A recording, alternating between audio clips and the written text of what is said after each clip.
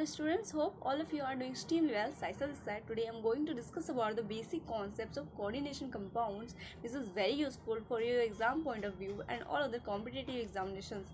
जैसे कि हम सभी जानते हैं कि कोऑर्डिनेशन कंपाउंड से काफ़ी ज़्यादा क्वेश्चन पूछ लिए जाते हैं जितने में एंट्रेंस केमिस्ट्री के एग्जामिनेशन होते हैं स्पेशली वो, और क्लास 12 के तो एक चैप्टर है उसमें से आपको बेसिक कॉन्सेप्ट क्लियर करने होंगे तभी जाके आप हायर लेवल तक पहुंच पाओगे।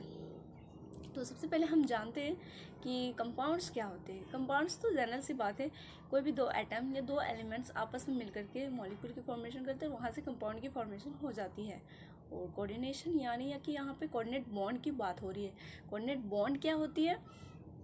कोई भी एक इलेक्ट्रॉन डेफिशिएंट कंपाउंड रहती है और एक इलेक्ट्रॉन रिच स्पीसीज होती है, ठीक है। और वो जो इलेक्ट्रॉन रिच स्पीसीज होती है वो क्या करती है, अपने इलेक्ट्रॉन्स जो होती है इलेक्ट्रॉन डेफिशिएंट वाले कंपाउंड को दे देती है और वहाँ से कोऑर्डिनेट बॉन्ड की फॉर्मेशन हो जाती है। कोऑर्डिनेट बॉन्ड एक स्पेशल तरह की बॉन्ड है जिसे सेडविक ने दिया था।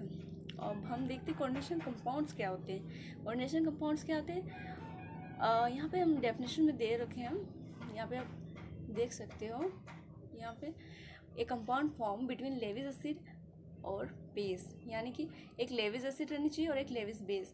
तो सबसे पहले तो हम लोग को ये जानना होगा कि लेविस एसिड क्या होती है और लेविस बेस क्या होती है, ठीक है।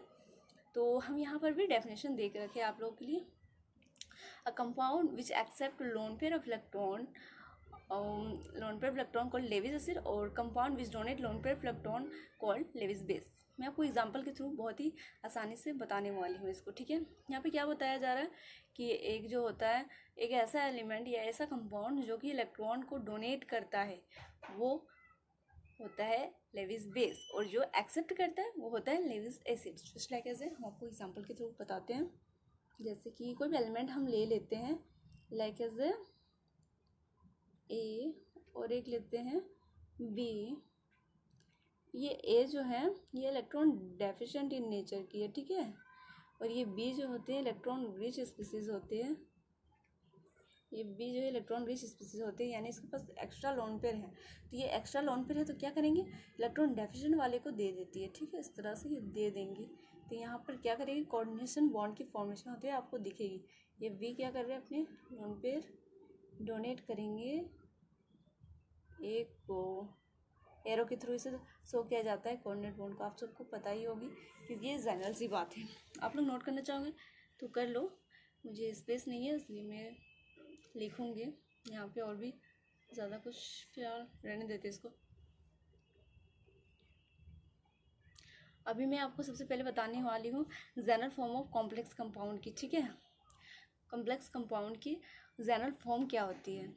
तो सबसे पहले क्योंकि हम लोग को जनरल फॉर्म पता नहीं होगी तो हम लोग को नोमेनक्लेचर नहीं आएगा, और अगर से नोमेनक्लेचर नहीं आएगा तो उसमें से तो काफ़ी सारे क्वेश्चन पूछ लिए जाते हैं। कॉम्पिटिटिव एग्जामिनेशन हो या फिर आपकी जैक बोर्ड हो या सीबीएसई बोर्ड, कुछ भी हो, उसमें तो क्वेश्चंस आते ही हैं।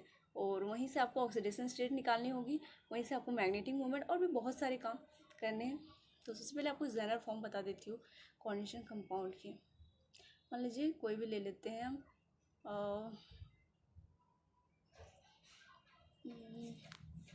लाते हैं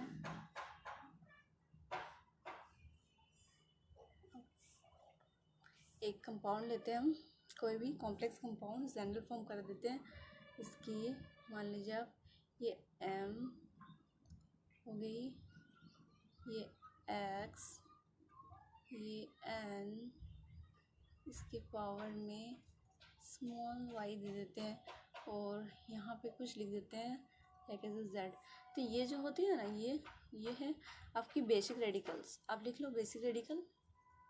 और ये जो होती है ये है कोऑर्डिनेशन स्फीयर, कोऑर्डिनेशन स्फीयर। यहाँ पे लिख नहीं रहे अच्छे से, आप लोग लिख लो। और यहाँ पे जो है ये है सेंट्रल मेटल, और ये जो होती है ये इसको बोलते हैं हम लोग कोऑर्डिनेशन नंबर। और ये जो है ये होता है हम लोग का, सॉरी रॉन्ग, यहाँ पे रॉन्ग बता दिया, ठीक है। ये हो गया हम लोग का बेसिक रेडिकल, ये हो गया हम लोग का कोऑर्डिनेशन स्फीयर, ये हो गया हम लोग का सेंट्रल एटम, ये हो गया हम लोग का लिगेंड, और ये होता है जो कोऑर्डिनेशन नंबर, और ये होता है आयनाइजेशन स्फीयर। और यहीं पर लिगेंड और सेंट्रल मेटल का काम शुरू होगा, क्योंकि यहाँ पे लिगेंड ही जो है इलेक्ट्रॉन रिच होती हैं और यहाँ पे जो मेटल होती है इलेक्ट्रो पॉजिटिव इन नेचर की होती है। तो क्या करेंगे, ये जो मेटल है, ये जो लिगेंड है, ये लिगेंड अपने लोन पेयर एक्स को डोनेट कर देंगी, यानी सेंट्रल मेटल को डोनेट करेंगी। क्योंकि मेटल और यहाँ पे जनरली जितने भी एलिमेंट होंगे कोऑर्डिनेशन कंपाउंड में, जितने भी कॉम्प्लेक्स कंपाउंड आपको देखने को मिलेंगे, वो सारे के सारे डी ब्लॉक के एलिमेंट्स होते हैं। क्यों? क्योंकि उसमें वैकेंट डी ऑर्बिटल होती है, जिसके लिए वो एक्सेप्ट कर सके लोन पेयर ऑफ इलेक्ट्रॉन्स को। आपको काफ़ी अच्छे से समझ में आया होगा। मैं आगे की वीडियो बनाऊंगी लिगेंड से रिलेटेड और ऑक्सीडेशन स्टेट निकालना सिखाऊंगी और nomenclature. Thank you for watching. मेरी वीडियो को लाइक कीजिए और सब्सक्राइब कर लीजिए।